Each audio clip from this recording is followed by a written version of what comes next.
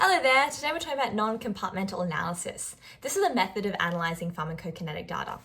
Non-compartmental analysis is the most common method we see used in the pharmaceutical industry because it's very simple and can be used to effectively describe and summarise pharmacokinetic data. This simplicity comes from the fact that in non-compartmental analysis, we describe data without referencing how the data came about. This is easier to understand if we first understand a little bit about compartmental analysis. In compartmental analysis, we need to develop a compartmental model. This explains the drug's pharmacokinetic behavior. This is going to involve sorting the body into different compartments based on physiological similarities and their similar effects on the pharmacokinetics of a drug. For most drugs, this looks like a single compartment model, where the compartment is the body and we're measuring the input and output from the body. But we also have multi-compartment models. This is helpful in the case that drugs are binding to fatty acids or having to cross the blood-brain barrier, since the drug distribution is more complex and involves a lot of different pharmacokinetic parameters. In non-compartmental analysis, we don't have to worry about any of this at all. We don't have to use a lot of mathematical models, and it's a lot easier to do. The obvious downside being that it is less accurate and it can be less applicable in certain situations. For this reason, we can't use non-compartmental analysis to predict the pharmacokinetic behavior in new patients. Instead, we mostly use it in early phase clinical trials for testing the bioequivalence between drugs. We're going to be discussing those later in a different video. That isn't to say that non-compartmental analysis makes no assumptions at all. It certainly makes assumptions, but those assumptions tend to be about the accuracy of the assays performed.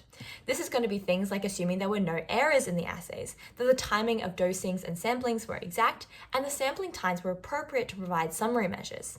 We'll go into more information on dosing timing later on. We get 6 pieces of information from non-compartmental analysis: the concentration maximum, the time maximum, the terminal elimination half-life, the area under the curve, the mean resident time, and the mean absorption time. We use this information to give us more information, like calculating clearance and volume of distribution. But the second we start doing these calculations, we are doing compartmental analysis, since we start using a one-compartmental model to do these calculations.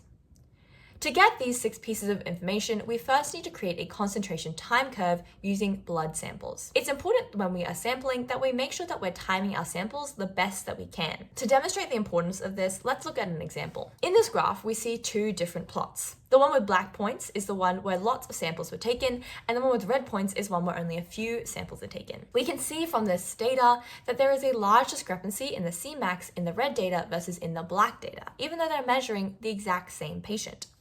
We can see from this example that taking lots of samples makes sure that we have as accurate data as possible. This is the Cmax, which is the maximum concentration that has been absorbed into the circulation. But how do we get the Tmax? The Tmax is the time at which the Cmax is observed. So from our example from before, the true Tmax is around 2 hours. The Tmax is important in predicting the maximum drug efficacy and if side effects are likely to occur, since it tells us about how rapidly our drug is going to be absorbed.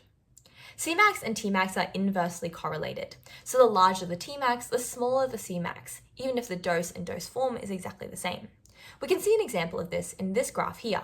Here, the blue has a larger Tmax but a lower Cmax, and the red has a larger Cmax but a lower Tmax. The reason for this inverse correlation is that the longer a drug takes to reach peak absorption, the more time the body has to eliminate that drug, and so we're going to be seeing a lower Cmax. Speaking of elimination, the next parameter we can estimate is the terminal elimination half-life. Terminal in this case refers to the end section of that concentration time graph, where it's sloping downwards. In this terminal section, the distribution and absorption of the drug is functionally complete, and we're mainly seeing elimination happen. Technically, to be finding the terminal elimination half-life, we do have to be assuming that the drug is displaying first-order one-compartmental behavior. So it is technically compartmental analysis, but we still consider it non-compartmental analysis because no major calculations are being done.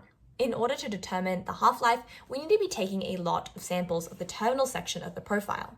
Ideally, we want to be sampling for at least 3 drug half-lives. So for example, if the drug half-life is 15 minutes, we want to be sampling 45 minutes of elimination activity. This is the first order process, so the first thing we must do is graph our profile on semi-log paper to make the slope straight. We then have to calculate the elimination rate constant. The elimination rate constant is the exact same as the slope of the graph. This is a semi-log slope, so we calculate the elimination rate constant as log y1 take log y2 over x1 take x2. When we put the elimination rate constant into the terminal half-life equation, which is 0.693 divided by the elimination rate constant, we get the terminal half-life. It's important to know that there tends to be some problems when we're measuring those low concentrations that we tend to see at the end of the profile.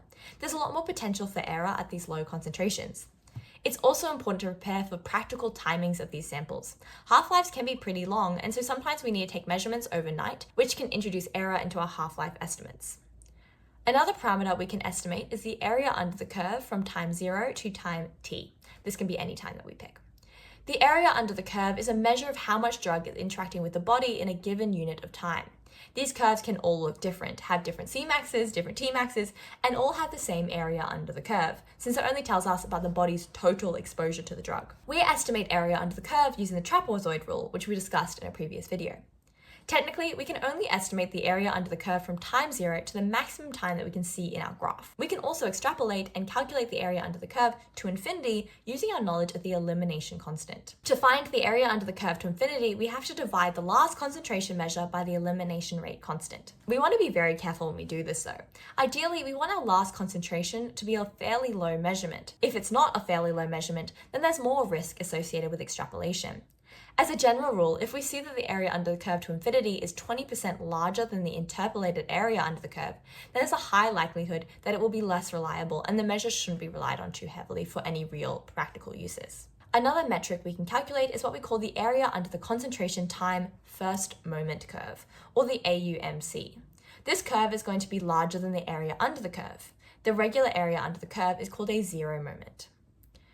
To plot the AUMC, we're going to be putting time on the x-axis, but on y, we have concentration multiplied by time. In this graph here, the white points are the first moment curve, and we can see that there's a much larger area under the white curve than under the black curve, which is the regular area under the curve. This is because time is involved on the y-axis, and time always increases throughout the samplings. We can calculate AUMC with the trapezoid rule as well. The AUMC is important because we use it to calculate the mean residence time. This is the average time that a drug molecule is going to remain in the body. In other words, it is a measure of the persistence of drug in the body. The higher the mean residence time, the slower the elimination is. In slow-release products, the mean residence time is going to be longer than if the same drug was in fast-release forms, even though the elimination is exactly the same. This is because mean residence is not influenced just by elimination, but also the length of absorption. We calculate the mean residence time by dividing the AUMC by the area under the curve. For mean residence time, we can estimate the mean absorption time, which is the average time it takes for a drug to be absorbed. The mean absorption time is the mean residence time in the extravascular fluid. Take the mean residence time of an IV dose.